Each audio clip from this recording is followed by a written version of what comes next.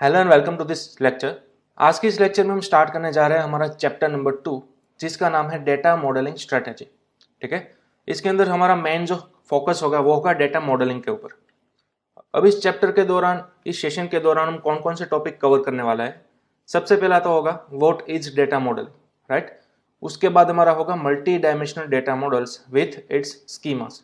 ठीक है, इसके अंदर बहुत सारी नई नई चीजें हम देखने वाले हैं। तो चलिए सबसे पहले फोकस करते हैं व्हाट इज डेटा मॉडलिंग पर।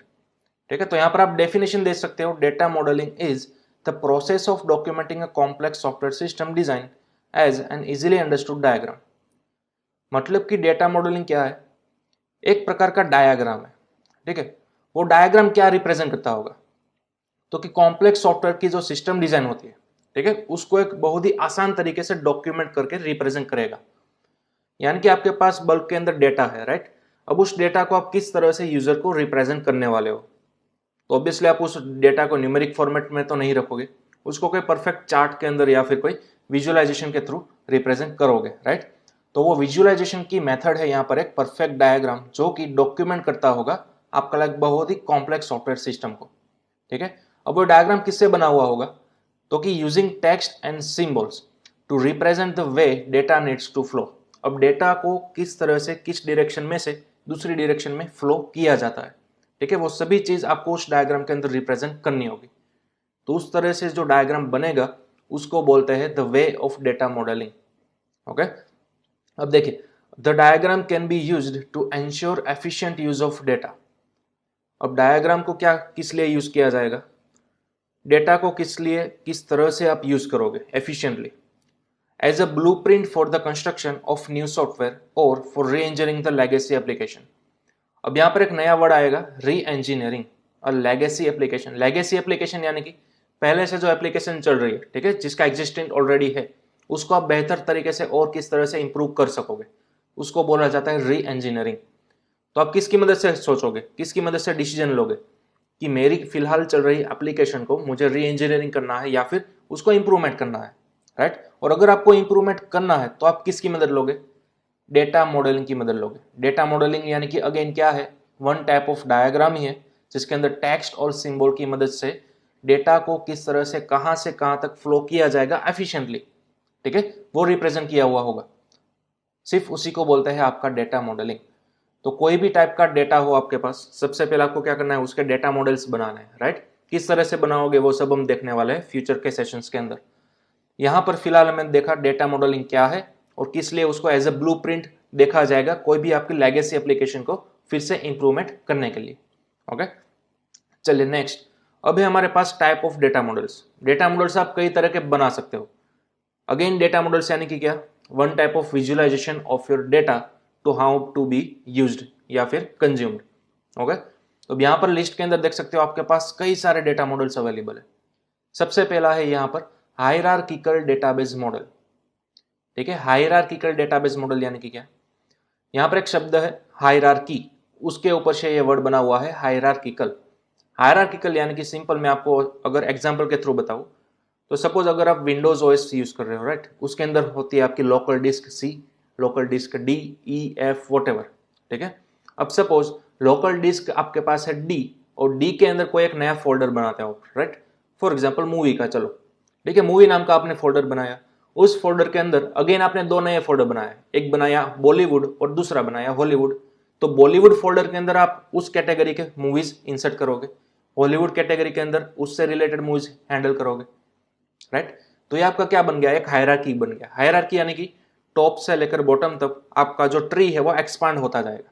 सबसे पहले आपका टॉप फोल्डर कौन सा था? मूवीज का था, राइट। उसके नीचे आपके दो फोल्डर आए, एक आया बॉलीवुड और एक आया हॉलीवुड। अब बॉलीवुड के अंदर भी कई सारे नेस्टेड फोल्डर्स या फिर फाइल्स हो सकती है, same as it is in Hollywood folder. ठीक है, तो उस तरह का जो मॉडल बनता है ना, उसको बोलता है हायरार्किकल मॉडल।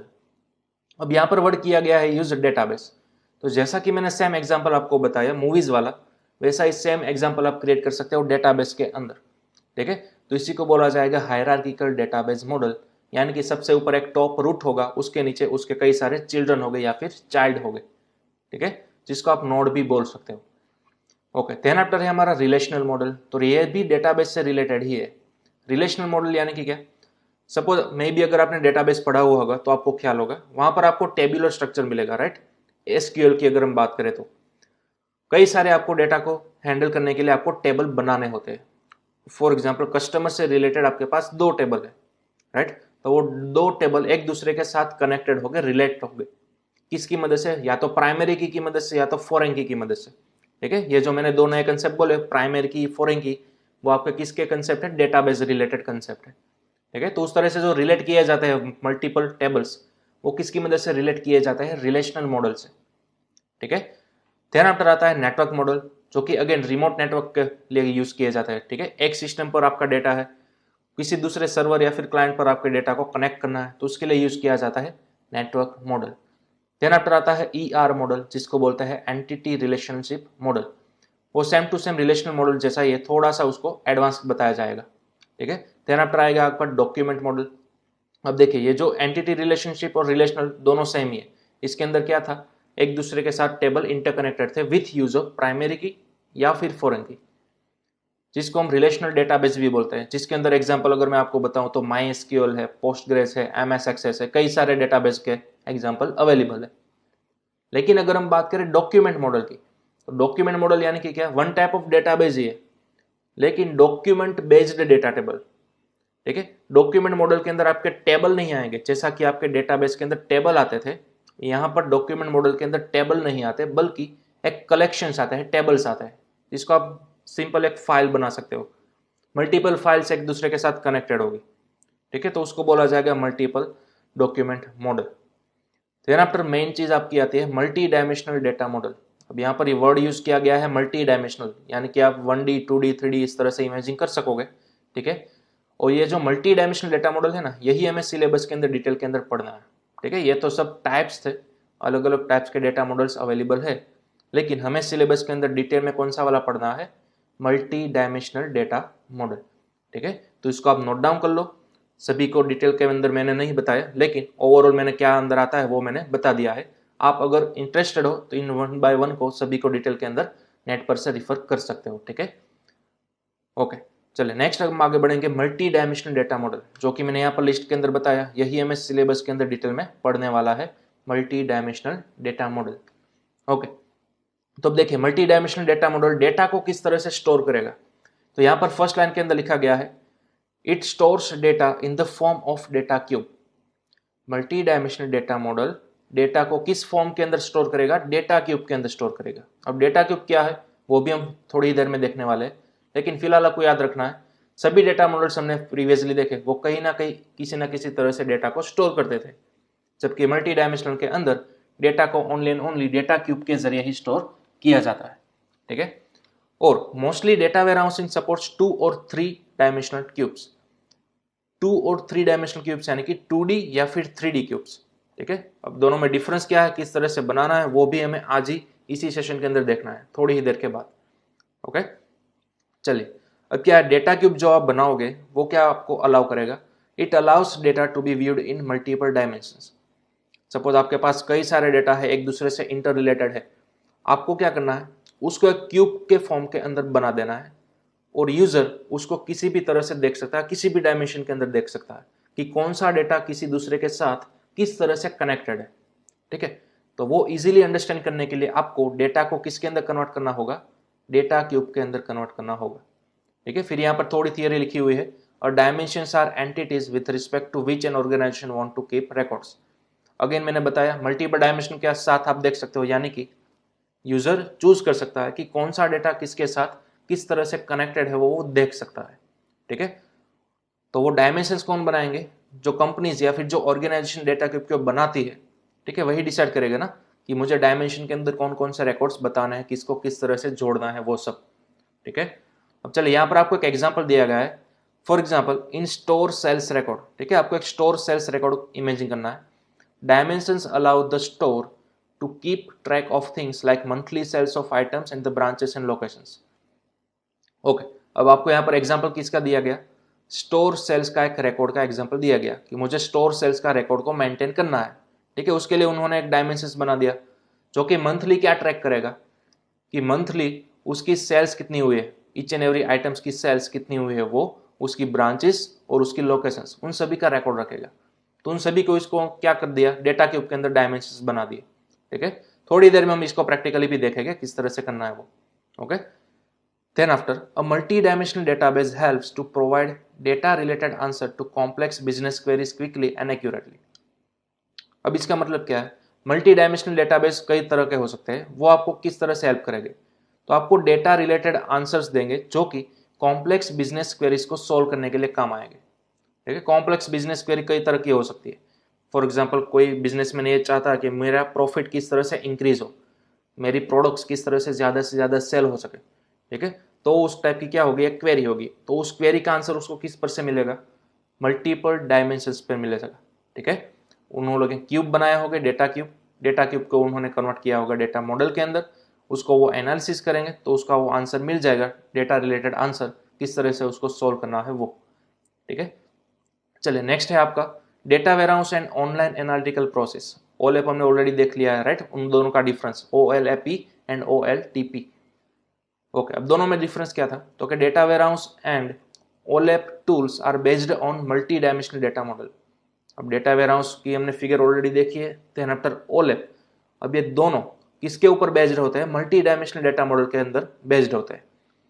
जैसा कि मैंने पहले बताया, हमारे पास कई तरह के डेटा मॉडल्स अवेलेबल होते हैं, राइट, लेकिन data warehouse only and only ये जो लास्ट वाला है ना, मल्टी डायमेंशनल डेटा मॉडल, उसी पर बेस्ड करता है, राइट, और साथ ही साथ हमारा OLAP। ओके, अब OLAP क्या करता है, OLAP in data warehousing enables users to view data from different angles.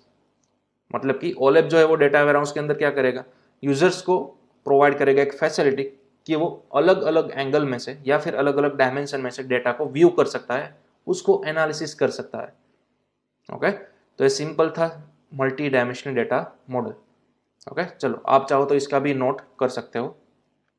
चलिए नेक्स्ट हम आगे बढ़ेंगे, schemas for data warehousing multi dimensional model. अब ये वेरी क्रिटिकल पॉइंट है, वेरी इंपॉर्टेंट पॉइंट है। ठीक है, यहां से आपको खास फोकस करना है। यहाँ पर देखिए वर्ड क्या है, schemas for data warehouse multi dimensional model. जो हमने अभी पढ़ा मल्टी डायमेंशनल डेटा मॉडल, वो थोड़ी थियरी होगी, राइट। अब इसको प्रैक्टिकली किस तरह से करोगे आप इम्प्लीमेंट, वो हमें देखना है। तो मल्टी डायमेंशनल डेटा मॉडल को आप तीन तरह से बना सकते हो। तीन तरह की स्कीमा आती है, यानी कि तीन तरह का टाइप आता है मल्टी डायमेंशनल मॉडल को बनाने के लिए, उसको क्रिएट करने के लिए। ठीक है, सबसे पहली जो आपकी स्कीमा है उसका नाम है स्टार स्कीमा। ठीक है, दूसरा है स्नोफ्लेक स्कीमा, तीसरा है फैक्ट कॉन्स्टलेशन स्कीमा। इन तीन स्कीमा की मदद से आप मल्टी डायमेंशनल मॉडल बना सकते हो, और ये तीनों को हमें डिटेल के अंदर देखना है। ओके, चलिए सबसे पहले हम बात करेंगे स्टार स्कीमा की। ओके, अब ये स्टार स्कीमा है क्या, तो यहाँ पर आप थोड़ा सा बेसिक लेवल का डायग्राम देख सकते हो। नीचे उस फिगर का नाम भी लिखा है, star schemas for multi dimensional model. ठीक है, अब यहाँ पर देखिए आपको दो तरह के टेबल मिलेंगे, एक होगा डायमेंशन टेबल और एक होगा फैक्ट टेबल। ठीक है, ये दो नए वर्ड है, वो मल्टी डायमेंशनल स्कीमा आप कोई भी बनाओ, फिर चाहे वो स्टार स्कीमा हो, स्नोफ्लेक हो या फिर फैक्ट कॉन्स्टलेशन, तीनों के अंदर ये सेम टाइप के डेटाबेस के टेबल आपको देखने को मिलेंगे। ठीक है, ये वर्ड आपको याद रखने हैं और वर्ड का मीनिंग क्या है वो भी हम देखेंगे। सबसे पहला वर्ड है dimension table and then after है star table, sorry fact table. ठीक है, और हाँ, ये बहुत ही सिंपल सा स्कीमा है, यहाँ पर आप फर्स्ट लाइन के अंदर देख भी सकते हो। The simplest data warehouse schema is star schema because its structure resembles a star. यहाँ पर आप देख सकते हो स्टार के जैसा ही आपको फिगर मिलेगा। ठीक है, इसलिए अब star schema consist of data in the form of facts and dimensions. यहाँ पर आप देख सकते हो फिगर के अंदर स्टार स्कीमा है, उसके अंदर डेटा को कैटेगराइज्ड किया गया, किसके अंदर, फैक्ट टेबल के अंदर और डायमेंशन टेबल के अंदर। ठीक है, अब चलिए समझते हैं फैक्ट टेबल क्या है एग्जैक्टली। तो देखिए, the fact table represent in the centre of star and points the star at the dimension tables. In star schema fact table contains a large amount of data with no redundancy. ठीक है, यानी कि fact table के अंदर जो भी data होंगे वो डुप्लीकेट नहीं होंगे, विथ नो रिडंडेंसी, यानी कि यूनिक डेटा ही होने चाहिए फैक्ट टेबल के अंदर, और very large amount of data हो गए यहाँ पर फैक्ट टेबल के अंदर। ठीक है, and each dimension table is joined with the fact table using a primary और फॉरेन की। तो यहाँ पर कंसेप्ट अगेन आया डेटाबेस का, प्राइमरी की और फॉरेन की, मे भी आप पढ़ चुके होंगे MySQL के अंदर, राइट। तो each and every dimension table है वो फैक्ट टेबल के साथ कंपलसरी कनेक्टेड हो गए विथ हेल्प ऑफ प्राइमरी की या फिर फॉरेन की। ठीक है, ये सिंपल कंसेप्ट है स्टार स्कीमा का, ये एकदम ब्लूप्रिंट है। सबसे पहले आप इसका स्क्रीनशॉट ले लो, इसको नोट डाउन कर लो। ओके, चलिए अब नेक्स्ट इसको डिटेल के अंदर समझते हैं। सबसे पहले तो फैक्ट टेबल और डायमेंशन टेबल है क्या एग्जैक्टली, ठीक है, वो हम क्लैरिफाई कर लेते हैं। देखिए, तो fact table has two types of columns. Fact table के अंदर टोटली दो टाइप की कॉलम होती है, one column of foreign keys and another of numeric values. अब देखिए, जो आपकी फर्स्ट कॉलम है वो क्या होगी, फॉरेन की रिलेटेड होगी। फॉरेन की यानी कि क्या, pointing to the dimension tables. जैसा कि हमने प्रीवियस फिगर के अंदर देखा, फैक्ट टेबल जो है वो each and every dimension table के साथ क्या होना चाहिए, कनेक्टेड होना चाहिए, राइट। किसकी मदद से, या तो प्राइमरी की मदद से या फिर फॉरेन की मदद से। यानी कि यहाँ पर एक फर्स्ट कॉलम होगी इस टेबल के अंदर जो कि ईच एंड एवरी टेबल की प्राइमरी की या फिर फॉरेन की यहाँ पर स्टोर की हुई होगी। ठीक है, यहाँ पर आप देख सकते हो प्राइमरी की, प्राइमरी की, प्राइमरी की, यहाँ पर आप फॉरेन की भी पास आउट कर सकते हो किसी दूसरे टेबल की, और यहाँ पर उसकी आईडी होगी या फिर डायमेंशन टेबल का नेम होगा। ठीक है, तो टोटल दो कॉलम होती है इसके अंदर। Okay, then after dimension table क्या है, dimension table is generally small in size as compare to a fact table. Fact table की कंपैरिजन के अंदर डायमेंशन टेबल क्या होता है, साइज के अंदर स्मॉल होता है, क्योंकि अगेन जो हमारा फैक्ट टेबल है वो very large amount of data represent करता होगा। ठीक है, जितने भी टेबल हो स्कीमा के अंदर सबसे ज्यादा डेटा किसके अंदर होना चाहिए, फैक्ट टेबल के अंदर। Okay, the primary key of a dimension table is a foreign key in a fact table, but obvious चीज है, राइट। डायमेंशन टेबल जो है, फिर चाहे आप जितने भी डायमेंशन टेबल यहां पर बनाओ सबके अंदर उसकी यूनिक क्या होगी, प्राइमरी की होगी, राइट। तो वो प्राइमरी की किसके साथ कनेक्टेड होगी, फैक्ट टेबल के साथ। सपोज ये ऊपर वाला डायमेंशन टेबल है उसके अंदर एक प्राइमरी की है, तो उसको लिंक किया गया होगा फैक्ट टेबल के साथ यहाँ पर। ठीक है, उसी तरह दूसरा डायमेंशन टेबल है उसकी प्राइमरी की होगी, वो भी फैक्ट टेबल के साथ यहाँ पर कनेक्टेड किया गया होगा, राइट। तो बस यही चीज उन्होंने लिखी है। ओके, तो इस तरह से फैक्ट टेबल और डायमेंशन टेबल एक दूसरे के साथ इंटर कनेक्टेड हुए होंगे, राइट। चलिए नेक्स्ट, अब ये है आपकी मेन फिगर स्टार स्कीमा, इसको हमें समझना है बड़े ही डिटेल के अंदर। ठीक है, जो हमने प्रीवियसली ये फिगर देखी ना, ये थी हमारी ब्लूप्रिंट। ब्लूप्रिंट यानी कि जस्ट स्ट्रक्चर था कि आगे जाकर आप कोई भी डेटा का स्टार स्कीमा के अंदर कन्वर्ट करोगे तो आपको इस तरह से करना है। अब इसका एक्चुअल रियल वर्ल्ड एग्जांपल आपको ये इस तरह से मिलेगा, राइट। इसी को बोला जाता है स्टार स्कीमा। अब देखिए, एकदम सेंटर के अंदर यहां पर नोट डाउन किया गया है फैक्ट टेबल। ठीक है, और ये सब क्या है, डायमेंशन टेबल, 4 डायमेंशन टेबल है, राइट। यानी कि सेम टू सेम यही वाली फिगर बनाई है। ओके, तो इसी तरह से आपको फिगर बनानी है। चलिए, अब फैक्ट टेबल यानी कि main large amount of data store किया जाएगा इसके अंदर, राइट। ओके, अब आप कोई भी टाइम का कोई भी टाइप का डेटा को फैक्ट टेबल के अंदर कन्वर्ट कर सकते हो या फिर स्टार स्कीमा के थ्रू उसको रिप्रेजेंट कर सकते हो। फॉर एग्जांपल, हमें यहाँ पर किस तरह का डेटा देखने को मिलेगा, सेल्स रिकॉर्ड का डेटा दिया गया है, राइट। अब देखिए, सेल्स जो है वो हमारी मेन कंसर्न होती है, राइट, एज अ बिजनेसमैन। तो सेल्स को फैक्ट टेबल के अंदर रिप्रेजेंट किया गया कि सेल्स का क्या होगा, टाइम होगा। ठीक है, कितनी प्रोडक्ट्स की आइटम है वो होगी, ब्रांच कितनी है वो होगी, लोकेशन कितनी है वो होगी, टोटल डॉलर्स कितने मिले हमें सेल करने के बाद, टोटल यूनिट्स कितने सेल हुए। ठीक है, वो सभी यहाँ पर आपको देखने को मिलेगा। ओके, अब यहाँ पर आप देख सकते हो टाइम की, आइटम की, ब्रांच की एंड लोकेशन की। तो देखिए, थोड़ा सा मैं प्रीवियस लूंगा मेरी स्लाइड को।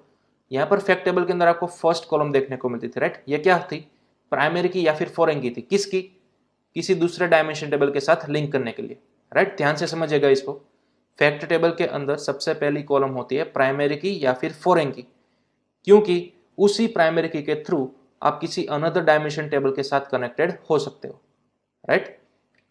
तो यहां पर ये जो की लिखा है ना वो वही है, वो प्राइमरी की है या फिर फॉरेन की है। यहाँ पर आपको 4 टाइप की अलग अलग की देखने को मिलेगी, टाइम की, आइटम की, ब्रांच की और लोकेशन की। तो टाइम की जो है वो किसी दूसरे डायमेंशन टेबल के साथ कनेक्टेड है। यहाँ पर नाम आपको किस तरह से देना है, सपोज इस डायमेंशन टेबल का नाम क्या है, टाइम। ठीक है, तो आपने यहाँ पर की क्या बना दी, टाइम अंडरस्कोर की। आप जो भी चाहो वो नाम दे सकते हो, ठीक है, ऐसा कोई रूल नहीं है, लेकिन ये एक टाइप का कन्वेंशन है कि इस तरह से नाम दो तो बेहतर है। ठीक है, तो यहाँ पर नाम दे दिया टाइम अंडरस्कोर की। अब ये टाइम की जो है वो किसी दूसरे डायमेंशन टेबल के साथ कनेक्टेड होगी। देखिए, यहाँ पर भी क्या है आपका टाइम की और यहाँ पर भी टाइम की, तो दोनों एक दूसरे के साथ कनेक्टेड हो गए। ठीक है, अब टाइम के डायमेंशन टेबल के अंदर only and only time related ही डेटा होना चाहिए।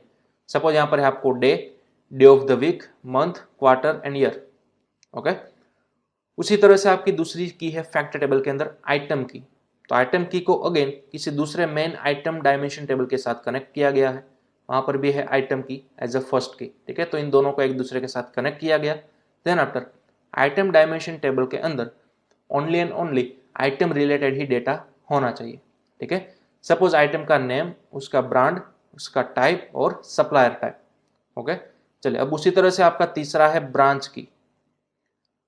तो ब्रांच की जो है उसको भी एक नए ब्रांच डायमेंशन टेबल के साथ क्या गया है, कनेक्टेड किया गया है।